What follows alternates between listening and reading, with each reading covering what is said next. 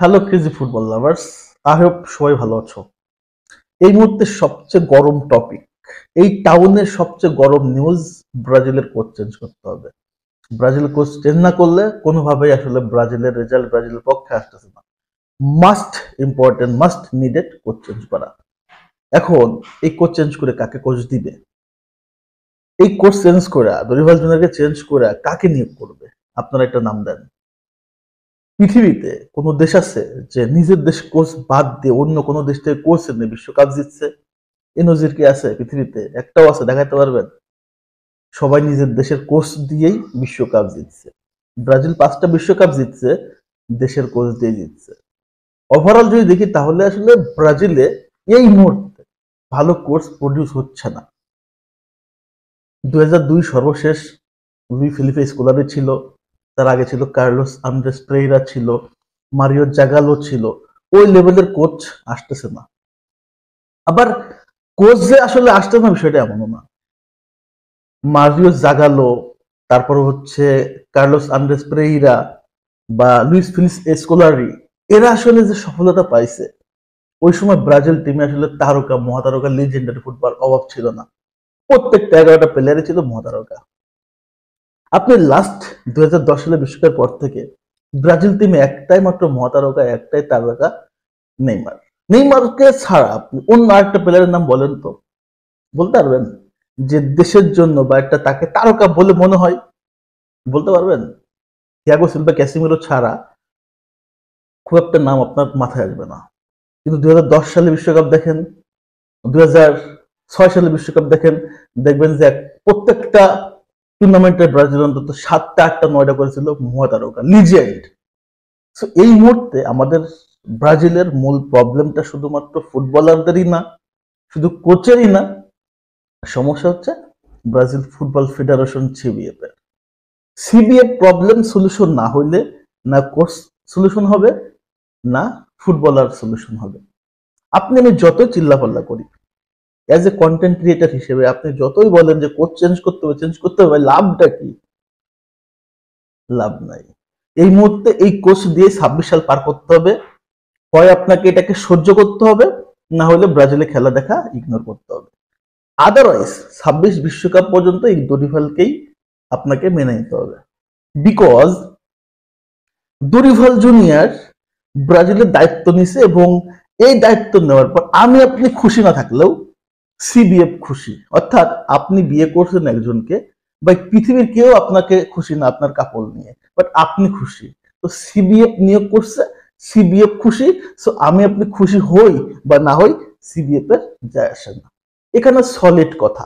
এখন বক্তব্য হচ্ছে যে আসলে দরিভাল জুনিয়র কেন ট্যাকটিক্স কাজে লাগায় না, বা কেন এমন কোচ, বা দরিভাল জুনিয়রের সংকীর্ণতা আছে, দরিভাল জুনিয়রের মানে দরিভাল জুনিয়রের জ্ঞানের নলেজই অতটুকু।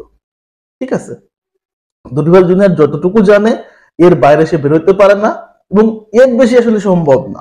কারণ ক্লাসে তো ভাই প্রত্যেকটা স্টুডেন্ট ফার্স্ট বয় হয় না। দরিভাল জুনিয়র হচ্ছে এমন ক্যাটাগরির, দেশে ফার্স্ট বয় না, সে ব্যাক বেঞ্চের স্টুডেন্ট, এবং তার মাথায় যতটুকু আছে সে ততটুকু অ্যাপ্লাই করতে পারে। এখন সেটা আপনার পছন্দ হোক অথবা না হোক, এটা তার কিছুতে আসে না। এই মুহূর্তে আমাদেরকে 2026 সাল পর্যন্ত ওয়েট করতে হবে। তবে একটা জিনিস কিন্তু আসলে ক্লিয়ার, সেটা হচ্ছে দরিভাল জুনিয়র ব্রাজিল টিমটাকে যে সুন্দর করে গড়ে তুলতে যে কারিশমাগুলো দরকার, সেগুলো কিন্তু সে আসলে অবহেলা করতেছে। এটা কিন্তু ক্লিয়ার। কারণ দেখেন, আন্দ্রেস পেরেরা, মুরিলো, ভ্যান্ডারসন, দোদো, এই প্লেয়ারগুলো ব্রাজিলের টিমের অ্যাসেট হবে। তাদেরকে আসলে বাইরে রেখে যারা পারফর্মার না তাদেরকে সুযোগ দিচ্ছে, এই জিনিসটা আমার কাছে আসলে খুব উইয়ার্ড লাগে। যারা দেশের জন্য খেলবে, এই জায়গাটাই আসলে আমার দরিফাল জুনিয়রের সাথে আসলে খুব একটা মিল খায় না। কারণ দরিফাল জুনিয়র যদি ব্রাজিলের ভালো চাইতো, ব্রাজিলের ভালো চাইতো, তাহলে আলটিমেটলি সে কিন্তু এই প্ল্যান চেঞ্জ করতে চিন্তা ভাবনা করতো। সে আসলে সরকারি চাকরির মতো, চাকরি পাইছি, করতেছি, মাস গেলে বেতন পাচ্ছি, আমার তো দায়বদ্ধতা কিসের? অথবা ব্রাজিল টিমের সাথে, ব্রাজিল ফেডারেশনের সাথে তার মনে মনে কেন একটা ক্ষোভ আছে, না থাকলে সে কেন আসলে দেশের বা ক্লাবের বা এই যে ব্রাজিল টিমটা ভালো চাচ্ছে না? সমস্যা একটা আছে, দরিভাল জুনিয়রের সমস্যা একটা আছে। তা না হলে সে এত বছর ধরে কোচিং করাচ্ছে, কে কেমন খেলে তার তো আইডিয়া থাকার কথা ছিল। সে কেন আসলে এই বিষয়গুলো নিয়ে কাজ করে না? আমার মনে হয় মনে মনে মন থেকে একটা খুব থাকতে পারে। এখন ভাই সবশেষ একটাই কথা, কোচ, প্লেয়ার সবার সমস্যা আছে টুকটাক, কিন্তু সবচেয়ে বড় সমস্যা যেটা মাতা ফেডারেশন, এই ফেডারেশনের আসলে সমস্যা। এডনাল্ড রদ্রিগেজ এর ঘিলির ভিতরে আসলে কি আছে এটা আইনস্টাইনের মতো এই ঘিলুকাটা চেক করা দরকার। এই ঘিলুকাটা যদি চেক করতে পারতাম তাহলে বুঝতে পারতাম যে আসলে এর মাথায় আসলে কতটুকু গু আছে বা কতটুকু গোবর আছে, কতটুকু গিলু আছে। সো আপনি আমি ভাই হাত ধুয়ে ফেলি, আমার আপনার হাত ধুয়ে সেটা কোনো উপায় নাই। কারণ 26 সাল পর্যন্ত আপনি চাইলেও অথবা না চাইলেও দরিভাল জুনিয়রকে আপনাকে সহ্য করতে হবে। দেন 26 বিশ্বকাপের পরে আদার্স লাভ। তো সবাই অনেক অনেক কথাবার্তা বলতেছেন, কোচ চেঞ্জ করতে হবে, কোচ চেঞ্জ করতে হবে, বলে তো লাভ নাই। আমি বললাম কোচ চেঞ্জ করতে হবে, এখন আমার আপনার কথায় কি কাজ হবে? সমালোচনা করলাম, লাভ কি?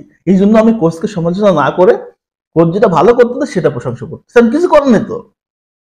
আমার এখন কোচকে সারাদিন বকাবকি করে আমার লাভ কি?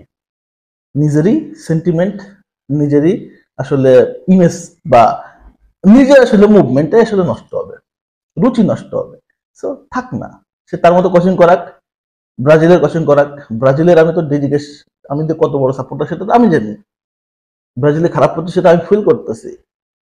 তো এটা আসলে সবাই ফিল করতে পারে না, যার কারণে আমি আসলে কোচ কিন্তু ভালো করতেছি কেন?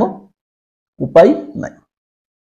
থাকলে আসলে যদি সুযোগ থাকতো ব্রাজিল ফেডারেশনের কথা বললে শুনতো তারা, কি বলতাম সেটা আমি জানি। সো যাই হোক, সবাই ভালো থাকেন, সুস্থ থাকেন। 26 সাল পর্যন্ত ওয়েট করতে হবে, কিছু করার নাই। তো সবাই ধন্যবাদ জানাচ্ছি। আল্লাহ হাফেজ।